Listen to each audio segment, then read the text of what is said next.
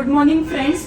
अभी हमारा next live video आ रहा है। सिजेरियन का सेकेंड डे बोलते हैं हम लोग उसको, जो आपके डिस्चार्ज का दिन आता है। जिस दिन आपका सिजेरियन होता है उसको डे 0 बोलते हैं, फिर जो सेकेंड डे रहता है उसको डे 1 बोलते हैं, और आज का जो डे है वो डे 2 है, जो डिस्चार्ज का डे है। टेक्निकली पेशेंट हमारे पास, पेशेंट यानी अभी ये हमारी मदर है, टेक्निकली पेशेंट नहीं है। तो ये 2.5 दिन ही रहती है, 2.5 दिन में वो टोटली रेडी रहती है, उसको घर जाना रहता है। वैसे हमारा पैकेज 3 दिन का है, लेकिन 72 आवर्स रखने की जरूरत नहीं लगती, पेशेंट ऑलमोस्ट सेटल रहते हैं, इसलिए मैं डिस्चार्ज करती हूँ। तो आज के दिन यानी डिस्चार्ज के दिन हम लोग आपको डिस्चार्ज के वक्त क्या क्या एडवाइस करते हैं रिगार्डिंग आपका खाना, या फिर बच्चे का क्या क्या टेक केयर करना, या फिर आपको नहाना है या नहीं, तो वो सब चीज़ें आज हम लोग देखते हैं। तो ये मेरी पेशेंट है, she is a second gravida, उसको ये पहला बेटा है। उसने प्लान किया था कल का, मतलब सैटरडे का उसका मुहूर्त था, लेकिन उसके अगले दिन यानी फ्राइडे को यानी थर्सडे नाइट को ही उसको 4 बजे वाटर ब्रेक हो गया और पानी जाने लगा, और उसके साथ में हल्का हल्का पेन भी शुरू हुआ था। उस वक्त वो 39 वीक्स 5 डेज थी। जनरली मैं प्रीवियस सिजेरियन के पेशेंट को इतना रुकती नहीं हूँ, 38 टू 39 वीक्स के बीच में मैं सिजेरियन करती हूँ, लेकिन पेशेंट की थोड़ी जिद की कि उसको फर्स्ट डिलीवरी के वक्त लेबर पे ही शुरू नहीं हुए थे और उसको सिजेरियन हुआ उसका, तो उसको सेकंड टाइम थोड़ा सा उसके इनर फीलिंग था कि मुझे लेबर पेन कैसे रहते हैं डॉक्टर, वो महसूस करना है। मैंने उसका काफ़ी काउंसलिंग किया था, but she was not ready. उसके रिपोर्ट्स वगैरह सब अच्छे थे, इसलिए फिर मैंने उसको अलाउड किया कि ठीक है देखते हैं। फिर 1 डे प्रायर, मतलब उसका जो मुहूर्त था उसके 1 दिन पहले उसको वाटर ब्रेक हुआ और हल्का हल्का पेन भी शुरू हुआ था, लेकिन पेन्स बहुत ही माइल्ड थे और वाटर बाहर निकल रहा था तो बच्चा ड्राई हो रहा था, इसलिए हम लोगों ने उसका फ्राइडे मॉर्निंग को, मतलब डे बिफोर एक्स्ट्रा सुबह 9 बजे सिजेरियन किया। सिजेरियन उसका सब अच्छे से हुआ, थोड़ा सा ब्लीडिंग हुआ, बच्चे ने भी तुरंत क्राई किया, बेबी भी अच्छा हुआ। उसका ये बेबी बॉय है, जो सेकंड बेबी है और पहला भी बेबी बॉय है। मदर और बेबी दोनों अच्छे थे। अभी Friday was her day 0, Saturday यानी कल का दिन उसका डे 1, और आज का संडे है, आज उसका है डे 2, जो कि उसका डिस्चार्ज का दिन आता है। अभी आज के दिन हम लोग पेशेंट में क्या क्या देखते हैं, बेसिक उनके वाइटल्स देखते हैं हम लोग, पल्स बीपी जो कि उसका नॉर्मल है। तीसरा इंपॉर्टेंट चीज़ रहता है कि उसने मोशन पास किया है या नहीं। जब तक पेशेंट मोशन पास नहीं करती तब तक हम लोग उनको सॉफ्ट डाइट पे रखते हैं, क्योंकि अगर वो मोशन पास नहीं कर रहे, वो खाना खा रहे हैं, तो फिर उसको गैसेस बन जाते हैं, पेट में दर्द होता है और ऑलरेडी उसको स्टिचेस का पेन रहता है। तो जब तक पेशेंट मोशन पास नहीं करती तब तक हम लोग उसको फुल डाइट पे स्विच नहीं करते। फुल डाइट में ये लोग सब्जी, रोटी, दाल, राइस या बकरे वगैरह भी खा सकते हैं। उनको नॉनवेज खाना है या कुछ ब्रेड की चीज़ें खाने की इच्छा हो रही तो वो भी खा सकते। तो ये पेशेंट को मोशन पास हुआ है तो आज से ये पूरा खाना खाएंगे, उसको जो पसंद है वो खाने में। सिर्फ हम लोग एक चीज़ उनको बोलते हैं कि आप खट्टा मत खाओ, बहुत ज़्यादा खट्टा, मतलब आप बेसिक नींबू है या थोड़ा सा दही है या टोमेटो है, बेसिक चीज़ें यूज़ कर सकते हैं। लेकिन आप बहुत ही ज़्यादा अगर खट्टा खाएंगे तो आपको अगर खांसी लगी तो खांसी की वजह से स्टिचेस में पेन होता है, और एक बार अपने को खांसी शुरू हुई कि वो आराम से 7-8 दिन चलती है। तो जब भी आप खांसी करते हैं तो आपको स्टिचेस में पेन होता है। तो आपको सेकंड डे पे एक चीज़ ध्यान रखनी है, आपको एक बार मोशन हो गई कि आप पूरा खाना खाएंगे लेकिन आपको खट्टा खाना नहीं। अभी ये हो गया रिगार्डिंग द पेशेंट फूड। अभी दूसरा इंपॉर्टेंट एडवाइस रहता है हमारा कि उनका नहाने का कैसे। अभी हम लोग सिजेरियन में जो ऊपर का स्टिच लेते हैं स्किन पे, उसको सबक्यूटेनियस स्टिच बोलते हैं हम लोग। उसमें ऐसे ऊपर से आपको दिखने वाले टाके नहीं रहते, और जो सूचर हम लोग यूज करते हैं उसको मोनोक्रिल बोलते हैं, जो डिजॉल्वेबल सूचर रहता है। तो टेक्निकली इनके स्टिचेस निकालने की बात ही नहीं रहती, वो अपने आप सब रिजॉल्व हो जाता है। तो अभी आज के दिन हम लोग क्या करते हैं कि उनका जो हम लोगों ने ड्रेसिंग किया रहता है सिजेरियन के उन पे, वो ड्रेसिंग हम लोग चेंज करते हैं और आज उसको वाटरप्रूफ ड्रेसिंग लगा देते हैं। तो वो वाटरप्रूफ ड्रेसिंग के ऊपर पेशेंट आराम से नहा सकती है। ऐसे नहीं कि उसको नहाना नहीं है, स्टिच लाइन पे पानी नहीं डालना है, वैसा कुछ भी नहीं है। और एक नॉर्थ में थोड़ा ट्रेंड है कि बाल नहीं धोने का, तो वैसा नहीं है फ्रेंड्स।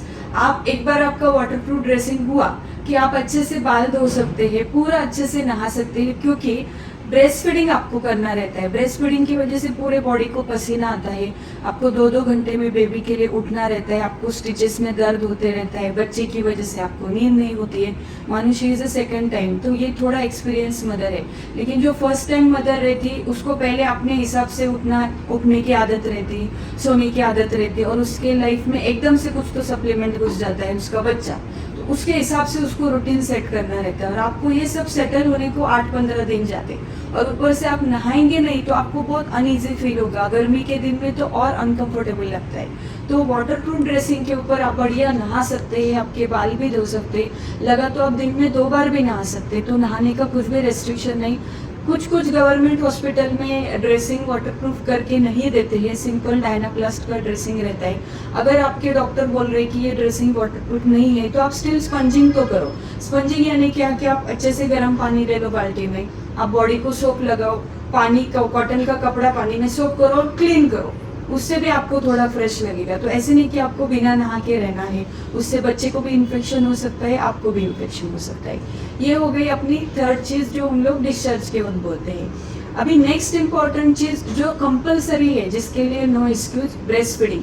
जो मैंने पहले की वीडियो में भी बताया कि ब्रेस्ट फीडिंग के लिए हम लोग आपको 6 गिलास दूध पीने को बोलते हैं। तो मेन आपका ब्रेस्ट फीडिंग का टास्क रहता है, तो आप जितना दूध लेंगे उतना आपको दूध आएगा। अभी ये 6 गिलास दूध को हम लोग कैसे डिवाइड करते हैं कि 3 गिलास हम लोग पाउडर डाल के बोलते हैं, जो शतावरी करके मार्केट में अवेलेबल है, और प्लेन दूध आप 3 गिलास ले सकते हैं। अभी आपको प्लेन दूध पसंद नहीं तो आप बोर्नविटा डाल के ले लो, आप दूध की खीर वगैरह ले लो, वो दाल चावल की खीर बनाते, सेवई की खीर बनाते, या जो भी होम रेमेडी है जो आपकी मम्मी या सासू माँ सजेस्ट करेंगे वो आप दूध के फॉर्मेट में ले सकते। अभी और एक क्वेरी रहती है लोगों की कि काऊ मिल्क लेना है या दूसरा मिल्क लेना है, तो उसमें कोई भी सिलेक्शन नहीं है। आपको जो दूध पसंद है, आप डेली आपके घर में जो दूध यूज कर रहे हैं, आपको जो डाइजेस्ट होता है वो दूध आप लेते जाओ, ऐसे कंपलसरी नहीं है।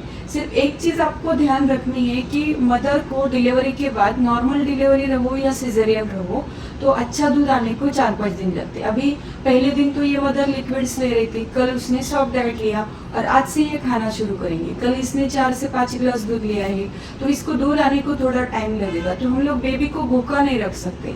अच्छा दूध अगर मदर को नहीं आ रहा है तो आपका जो आपके डॉक्टर ने फॉर्मूला मिल्क एडवाइस किया है वो दूध देने को आप स्टार्ट करो, और बच्चे को भूखा मत रखो, नहीं तो बच्चे का वेट लॉस होता है और अलग से बच्चे को जॉइंटिस होता है, उसके लिए आपको वापस से एडमिट करना पड़ता है, बेबी को भी एडमिट करना पड़ता है। ये हो गया आपका regarding breast feeding. Breast feeding का हम लोग डिस्चार्ज के वक्त पेशेंट को एक चीज में बहुत ज्यादा स्ट्रिक्ट रखते हैं कि पेशेंट को ब्रेस्ट फीडिंग आना ही है, उसको बच्चे को खुद से लैच करना आना ही है, क्योंकि वो बच्चों का अधिकार है। मदर को प्रॉपर बच्चे का होल्डिंग आना है, बच्चे को कैसे लैच करने का, कम से कम आपको 15 to 20 मिनट्स बच्चे को लेके बैठना है वो पोजीशन में, स्किन टू स्किन लैचिंग होना है। ये सब चीज़ें मदर को डिस्चार्ज के दिन हमारे स्टाफ ट्रेन करते हैं। मदर को अगर कॉन्फिडेंस नहीं है तो हम लोग उनको रुकाते, उनको ट्रेन करते और उसके बाद ही उनको डिस्चार्ज करते। अभी रिगार्डिंग फूड में और एक क्वेरी रहती है लोगों की कि घर जाने के बाद में राइस खा सकते क्या, क्योंकि पुराने लोगों का मिथ है कि राइस खाने से, चावल खाने से टाँके पकते हैं, या फिर आपने बैंगन खाया या गवार खाया तो टाँकों में खुजली आती है। तो वैसा कुछ भी नहीं है फ्रेंड्स। आप जो खाना खाते हैं वो ब्लड में कन्वर्ट होता है और ब्लड के थ्रू वो न्यूट्रिएंट्स आपकी जो भी बॉडी है वहाँ पे पहुँचते हैं। तो ऐसा बिल्कुल भी नहीं कि आपको राइस नहीं खाना है या गवार नहीं खाना है, बैंगन नहीं खाना है, वैसा बिल्कुल भी नहीं। रिगार्डिंग घी भी बहुत सारे लोगों के मिथ से कि घी खाने की वजह से भी टाँके पकते हैं या जो भी है टाँके जल्दी ही नहीं होते, वैसा भी नहीं है। आप आपके रूटीन खाने में, दाल में या राइस में या जो जिसमें आपको आदत है घी की, वो आप कंटिन्यू कर सकते। वो जो लड्डू आते हैं, ड्राई फ्रूट्स के लड्डू, डाइजेशन के लिए वो हेवी रहते हैं, तो उसके रिगार्डिंग हर अल्टरनेट प्रेग्नेंट मदर की या उनके मम्मी की या सासू माँ की क्वेरी रहती है कि डॉक्टर वो घी के लड्डू दे सकते हैं क्या। ये अपना सालों सालों से आया चला हुआ ट्रेंड है, सब लोग वो खाते हैं, तो दैट इज़ वेरी गुड। उसका लॉजिक ये है कि ड्राई फ्रूट्स जो है उसमें बहुत सारा प्रोटीन है और वो प्रोटीन आपके टिश्यू हीलिंग के लिए हेल्प करता है। वो प्रोटीन यानी उसमें कोलेजन फाइबर्स रहते, तो ऐसे फाइबर्स रहते तो आपका सिजेरियन स्कार हील होने को, जल्दी हील होने को हेल्प होती है। इसलिए हम लोग इन लोग को अगर नॉनवेज खाने वाले हैं तो नॉनवेज प्रोटीन है या बॉइल्ड एग खाने को बोलते हैं। तो ये जो सब हाई प्रोटीन वाला फूड है, ड्राई फ्रूट्स के लड्डू भी है, वो आपके लिए अच्छे है, आपका टिश्यू हीलिंग अच्छा हो जाएगा। लेकिन सिर्फ आपको एक चीज़ ध्यान रखनी है, उसमें बहुत सारा घी है, बहुत सारे कैलोरीज है, तो आप अगर दिन में 3-4 लड्डू खाएंगे तो आप और वेट पुट ऑन करेंगे, और आपका प्रेगनेंसी का वेट और वो पोस्ट डिलीवरी का वेट, आप बहुत ज़्यादा वेट पुट ऑन करेंगे जो आपको बाद में कम करना मुश्किल हो जाता है। तो आप दिन में 1 या 2 लड्डू खा सकते हैं। तो ये हो गया रिगार्डिंग द फूड। अभी नेक्स्ट क्वेश्चन रहता है रिगार्डिंग द बॉडी मसाज। इसके ऊपर मैंने एक वीडियो डाला है। बॉडी मसाज आपके लिए बहुत अच्छा है। प्रेगनेंसी में और डिलीवरी के वक्त बॉडी पूरी स्टिफ हो जाती, मसल पूरे टोन चला जाता है, तो आप आपके बॉडी का मसाज ये सेकेंड डे से स्टार्ट कर सकते हैं। सिर्फ आपको एक चीज़ ध्यान रखनी है कि आपको सिजेरियन का जो स्कार है या सिजेरियन का जो ड्रेसिंग है उसमें वो ऑयल नहीं जाने देना है, क्योंकि वो ऑयल अगर अंदर गया तो इन्फेक्शन हो सकता है। बस वो चीज़ का ध्यान रखो। बाकी आप आपके बॉडी का मसाज मतलब फ्रंट, बैक, लेग्स, थाइस पूरे बॉडी का मसाज कर सकते हैं। रिगार्डिंग द बेबी ऑल्सो 8 दिन के बाद वो लोग बोलते कि बॉडी मसाज उनका और नहाने का शुरू करो। स्टार्टिंग में 8 दिन बच्चों की स्किन थोड़ी डेलिकेट रहती है, तो उसकी वजह से वो स्पंजिंग बोलते पीडियाट्रिशियन, और उसके बाद बेबी के बॉडी का मसाज स्टार्ट कर सकते हैं। अभी रिगार्डिंग ऑयल पूछते बहुत सारे लोग कि कौन सा ऑयल यूज़ करना है। ऑयल के लिए भी कुछ भी कंपल्सन नहीं है, ये पेशेंट के लिए आप जो भी आपका रूटीन पैराशूट कोकोनट ऑयल है वो यूज़ करो, या आपको कोई और ऑयल की आदत थी पहले से तो वो भी कर सकते हैं। सिर्फ बच्चों के लिए मेरा सजेशन रहेगा कि कोई नया ऑयल एक्सपेरिमेंट बेसिस पे बच्चों के लिए ट्राई मत करो। आप जो घर में खुद के लिए ऑयल यूज़ करते हैं वही आपके बच्चे के लिए यूज़ करो, क्योंकि वो ट्राइड एंड टेस्टेड रहता है। मतलब हिमालय के प्रोडक्ट से फिर लेकिन हमारे पास एक बेबी आया था जिसने, मैं वो ऑयल का नाम नहीं बोलती हूँ, but it was a different oil, south Indian patient थे वो।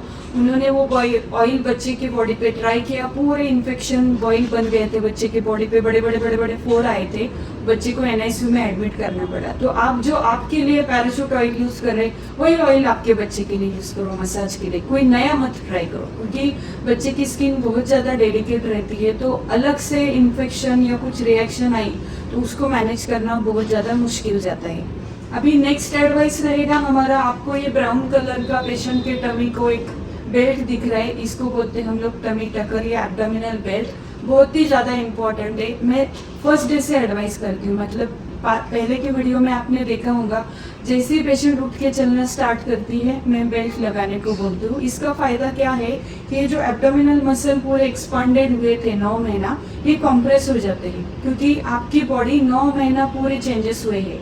तो आपकी बॉडी को बैक टू नॉर्मल होने को 1.5 से 2 महीना लगता है, और ये 1.5-2 महीने में अगर आपने बॉडी को ठीक से आदत नहीं लगी, मतलब ये एब्डोमिनल मसल अगर इनोज रहे तो उनका टोन पूरा चला जाएगा, और बाद में आप कितने भी एब्डोमिनल एक्सरसाइज करो, लाइक क्रंचेस करो, सूर्य नमस्कार करो, आपका टमी वैसे ही रहेगा। तो आपको अगर आपका टमी अंदर लेना है तो आप पहले से ही बेल्ट यूज़ करो। ये बेल्ट का फंडा इट्स जस्ट कॉम्प्रेशन, मसल को वो टर्न अप करता है। अभी बेल्ट लगाने के बाद पहले या दूसरे दिन बहुत सारे मम्मीज हमारे कंप्लेंट करते हैं कि डॉक्टर बहुत टाइट हो रहा है, फिर मेरे को स्टिचेस में पेन हो रहा है, ये हो रहा है, वो हो रहा है। कुछ भी प्रॉब्लम नहीं फ्रेंड्स, इसकी धीरे धीरे आदत हो जाते हैं। ये बेल्ट को ना बैक में ऐसे वुडन रॉड्स रहते तो वो आपको बैक सपोर्ट देते, तो उसकी वजह से आपका बैक पेन भी नहीं होता है, और इवन बाद में स्टिचेस में भी पेन नहीं होता है। तो अभी ये बेल्ट कब लगाना है? आइडियली ये बेल्ट आपको 24/7 लगाना है, लेकिन आप बहुत अनकंफर्टेबल रहे तो आप ब्रेस्ट फीडिंग के वक्त, खाना खाते वक्त और रात को सोते वक्त ये बेल्ट को निकाल सकते। बाकी टाइम आप मैक्सिमम लगाते जाओ। आप घर से बाहर निकले तो बेल्ट ड्रेस के अंदर डालो तो आपको ऑकवर्ड नहीं लगेगा कि मैंने बेल्ट लगाए है, लेकिन जितना जमता है उतना पहले 2 महीना बेल्ट यूज़ करो ताकि आपका टमी अंदर जाएगा। अभी हम लोग ये मम्मी को डिस्चार्ज कर रहे हैं आज सेकंड हाफ में इवनिंग तक, तो हम लोग डिस्चार्ज के वक्त इनको कुछ कुछ चीज़ें पर्टिकुलरली एडवाइस करते। हम लोग एंटीबायोटिक देते, ओरल एंटीबायोटिक और पेन किलर रहते 5 डेज के लिए। फिर दूध बढ़ने के मैं मेडिसिन देती हूँ, कैप्सूल लैक्टेराइज करके आयुर्वेदिक कैप्सूल है मार्केट में आते, जो मैं मेरे मम्मीज़ को 8 मंथ से ही स्टार्ट करती हूँ, तो वो कंटिन्यू करते हैं। 6 ग्लास दूध बोलते हैं हम लोग। सबसे इम्पोर्टेंट बेबी का टेक केयर रहता है। लोगों को लगता है कि अभी डिलीवरी हो गई तो कॉन्फिडेंस बढ़ जाता है, अभी हम लोग हमारे हिसाब से मैनेज करेंगे, लेकिन ये बच्चों के 2-2.5 महीना होने तक कभी कभी एक्सीडेंट होते हैं। तो आपको बच्चों का टेक केयर करना बहुत ज़्यादा इम्पोर्टेंट है। बच्चे को फीड करने के बाद उसका बर्पिंग करना, ऑलमोस्ट 15 to 20 मिनट्स बर्पिंग करना, जिसको मराठी में डकार निकालना बोलते हैं हम लोग, वो हम लोग कंपल्सरी मदर को बोलते हैं या घर के लोगों को बोलते हैं कि वो आप ठीक से करते जाओ। उनको स्वॉलोइंग रिफ्लेक्स नहीं रहता है, क्योंकि बच्चों में नेक होल्डिंग डेवलप होने को 2 महीना लगते हैं। तो बच्चे ऐसे नेक छोड़ देते हैं, कभी उनके नेक के पीछे हम लोग कंपल्सरी हाथ रखते हैं, और बच्चे ने गलती से दूध अगर माउथ में ही रखा तो वो अगर उसने नेक छोड़ दिया तो वो मिल्क जो है उसके लंग्स में जा सकता है, जिसको एस्पिरेशन बोलते हैं हम लोग, और बहुत ही खराब एक्सीडेंट होता है। ऐसे स्टोरीज लोग सुनाते हैं कि 2 महीने का बच्चा था, मैंने रात को फीड किया और बहुत ज़्यादा नींद आई थी, इसलिए मैंने को बच्चे को रख दिया और फिर मैंने देखा तो मेरा बच्चा उठ ही नहीं रहा था। तो हम लोग ये इंपॉर्टेंट एडवाइस देते पे मदर को और मदर के रिलेटिव को कि आप बच्चे को ब्रेस्ट फीड करो या फॉर्मूला मिल्क दे दो, लेकिन कंपलसरी 15 to 20 मिनट्स उसको कंधे पे रख के बर्पिंग करना है, उसको डकार निकालना है। मेनली प्रॉब्लम रात को आता है, क्योंकि रात को क्या होता है, वर्किंग क्लास रहे तो हस्बैंड लोग ये सब लोग सो जाते हैं, मदर बेचारी अकेली रहती है, उसको भी टाँकों में दर्द होते रहता है और भाई गए में कभी कभी नींद के चक्कर में वो रह जाता है। लेकिन फ्रेंड्स, ये चीज़ बहुत इंपॉर्टेंट है डिलीवरी के बाद डिवाइड करके ड्यूटी करने का। अपने सासू माँ के साथ जम के लेना है, क्योंकि अपनी मम्मी अपने साथ 2-3 महीना ही रहती है, अपनी सासू माँ ही अपने को हेल्प करती है। रिगार्डिंग द हस्बैंड लोग जो है वो दिन भर ड्यूटी करते हैं, वो भी थक जाते हैं। लेकिन मेरा हस्बैंड लोगों को भी सजेशन रहेगा कि आप थोड़ा सा ट्रेन हो जाओ बच्चों का डायपर चेंज करने के लिए, या जो भी बाकी छोटे छोटे काम हैं उसके लिए आप आपके वाइफ को थोड़ा हेल्प करते जाओ, ताकि उसको भी रेस्ट मिलेगी। और बच्चे का ड्यूटी डिवाइड करके करो ताकि ये प्रॉब्लम ना आए। अभी और एक इम्पॉर्टेंट चीज़ बेबी के रिलेटेड बोलते हैं हम लोग, कैल्शियम और विटामिन डी के ड्रॉप्स एडवाइस करते, जो कि विटामिन डी जो है वो 6 महीना चलता है, कैल्शियम 1 साल चलता है। तो जब हॉस्पिटल में रहते हैं तो नर्सिंग स्टाफ बेबी को ड्रॉप्स देते हैं वो, लेकिन आपको डिस्चार्ज लेने के बाद आपको घर पे देना रहता है। तो वो कैसे देने का, कितने अमाउंट में देना है, वो जाते वक्त सब नर्सिंग स्टाफ आपको समझाते हैं, असिस्टेंट डॉक्टर समझाते हैं और पेशेंट हैप्पी हमारे घर डिस्चार्ज लेके जाते हैं। और 1 वीक के बाद हम लोग इनको फॉलोअप को बुलाते हैं ये ड्रेसिंग निकालने के लिए। रिगार्डिंग द बेबी हम लोग 5th डे पे बुलाते हैं उनको जॉइंटिस का चेक करने के लिए। बेबी को अर्ली मॉर्निंग हम लोग धूप में रखने को बोलते हैं, ताकि उसकी वजह से उनका जॉइंटिस कम हो जाएगा। दिव्या, तुझे और कुछ क्वेरी है? हाँ, आपको सारी क्वेश्चंस पे वाला था। ये हमारे व्यूअर्स और सब्सक्राइबर्स हैं, इनको मतलब जो भी उनके प्रैक्टिकल क्वेरीज है, जो घर बैठ के आपको देख रहे हैं, वो आप में उनको इमेजिन कर रहे हैं कि जिनका डिलीवरी होने वाला है या जिनका डिलीवरी आपके साथ में हुआ है। होप्स हो कि उनके सभी क्वेरीज सॉल्व हुए हैं। होप्स हो कि आपने ये वीडियो एंजॉय किया। आपके regarding second day of caesarean कुछ क्वेरी हो गए जो बचे हुए होंगे, वो हम लोग को कमेंट बॉक्स में लिख के भेजो और हमारे चैनल को ऐसे ही फॉलो करते रहो। Thank you.